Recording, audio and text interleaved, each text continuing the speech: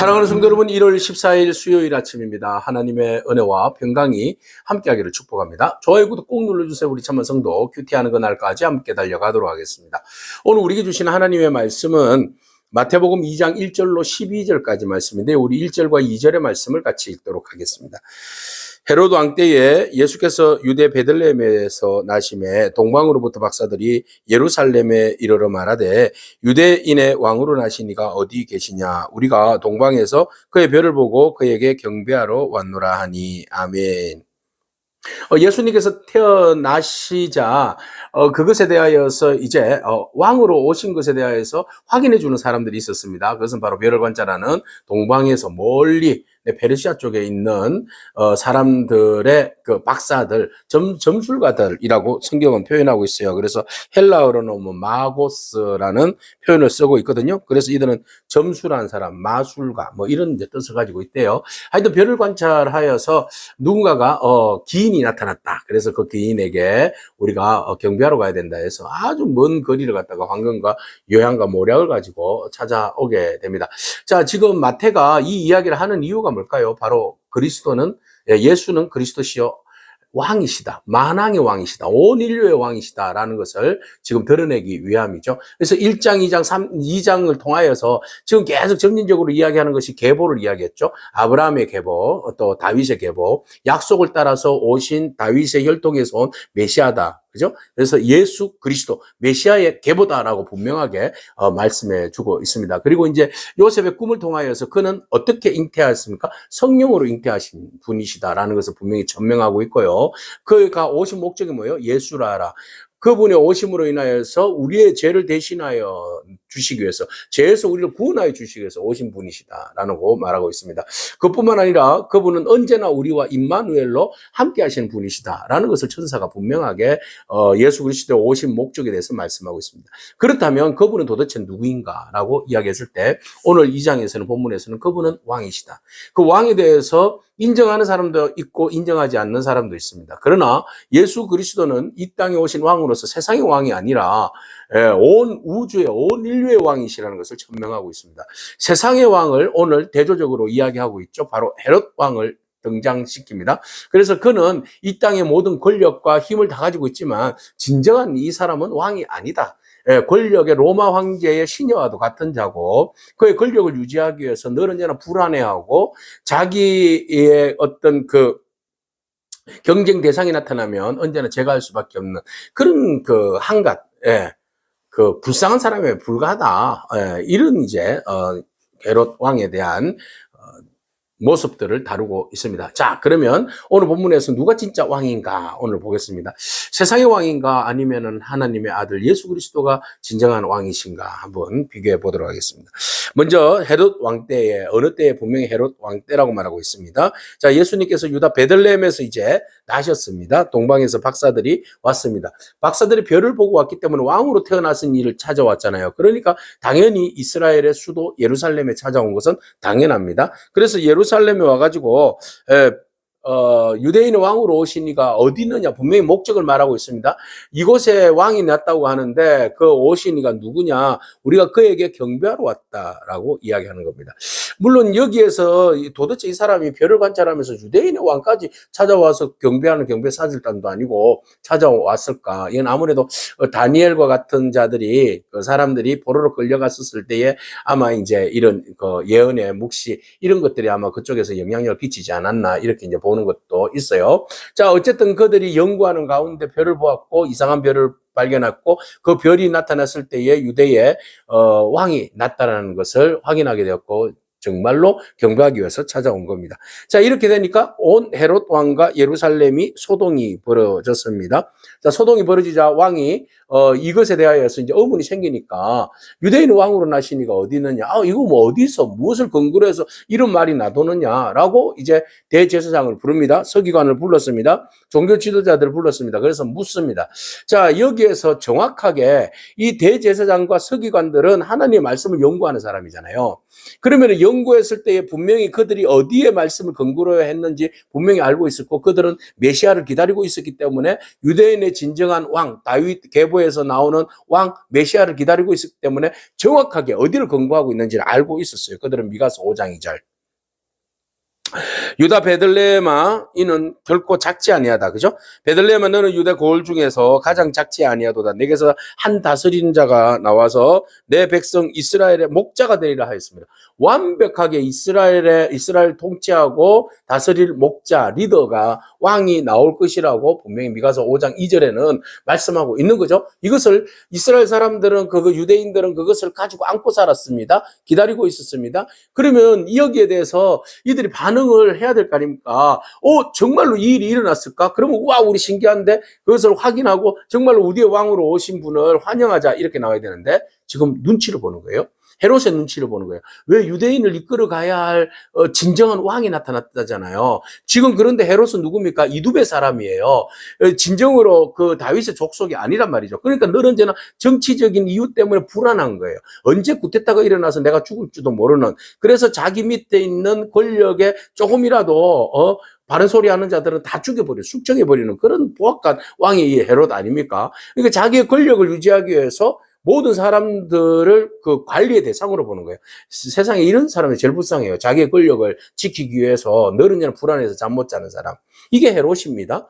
그래서 헤롯이 자기 키에 좋은 키 말만 이야기하는 사람을 좋아하잖아요. 진리를 이야기하면 바로 그 사람도 숙청의 대상이 있잖아요. 그러니까 알아서 기는 겁니다. 대제사장도 원래는 레위 자손에 의해서 계승직이잖아요. 근데 이때 헤롯이 왕일 때는 계승직이 아니고 이것은 지명직이에요. 왕이.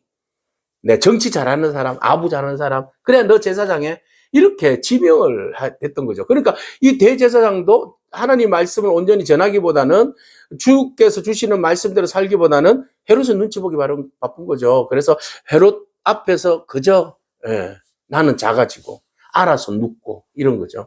그러니까 뭐가 되겠습니까? 뭐가 하나님의 말씀을 온전히 전하고 무슨 하나님께서 보여주신 사인을 알겠습니까? 너무나 정치적인 왕, 정치적인 대제사장, 서기관. 그냥 정치 집단이 되어버린 거죠. 권력의 집단, 권력의 하수인. 네. 이렇게 되어버린 겁니다. 그래서 자기의 온전한 직분을 유지하지 못하는, 네. 권력에 빌붙어서 그저 하수인 노릇만 하는 이런 안타까운 모습이 전개가 되는 거죠. 그래서 그들이 말하는데 분명하게 예루살렘에 베들레헴에서 태어났다라고 이야기를 하는 거죠. 그러면 자기들이 경배하러 가야 될 거 아닙니까? 그러자 왕이 뭐라고 이야기하는가 하면은 깜짝 놀라는 거죠. 그래서 박사들을 부릅니다. 자, 별이 나타난 때가 자세히 물었어요. 언젠고 묻고 베들레헴으로 가거든.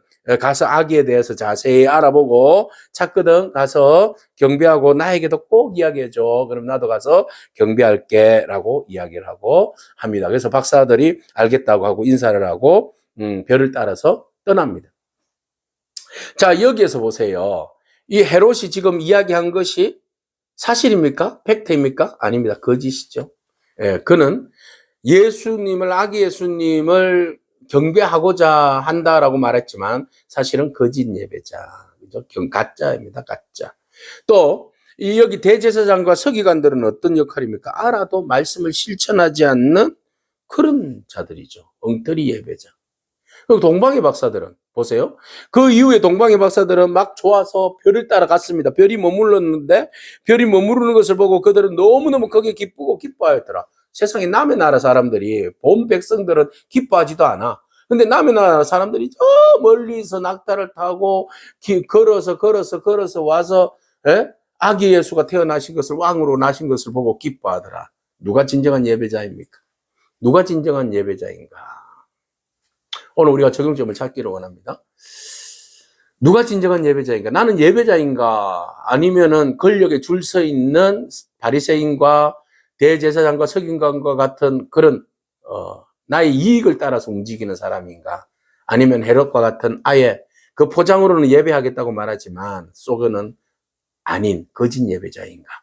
아니면 진정으로 사심없이 정말로 유대인의 왕으로 이 땅에 온 인류의 구원자로 오신 메시아를 바라보면서 모든 것을 희생하고 달려와서 참으로 기뻐하며 경배하는 그런 동방박사와 같은 참된 예배자인가? 오늘 우리가 우리 자신들을 돌아보면서 나는 누구인가? 라는 생각에 참된 예배자가 되기를 축복합니다. 뿐만 아니라 누가 진정한 왕인가? 라는 질문도 해보는 겁니다.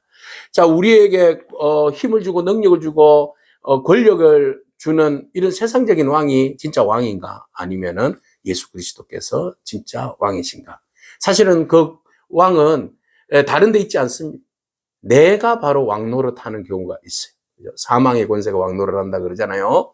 내가 내 자리에서 CCC의 그 사형리에 보면 내 안에 의자가 있는데 그게 누가 앉아 있느냐가 중요한데 바로 내가 앉아 있다. 내가 왕처럼 행세하고 왕 노릇하더라. 아닙니다. 그 자리 비워드려야 됩니다. 예수 우리 왕이여 이곳에 오소서. 보좌로 주여 임하사. 네. 자정하사 주께서 다스려 주옵소서. 이제는 그리스도께서 오셔서 왕으로 오셨는데 내가 왕 노릇하지 않기를 바라고 예수님에게 진정으로 우리의 왕자의 자리를 올려드리는 그런 저와 여러분에게 축복합니다. 자, 그 다음 누구의 지시를 받을 것인가?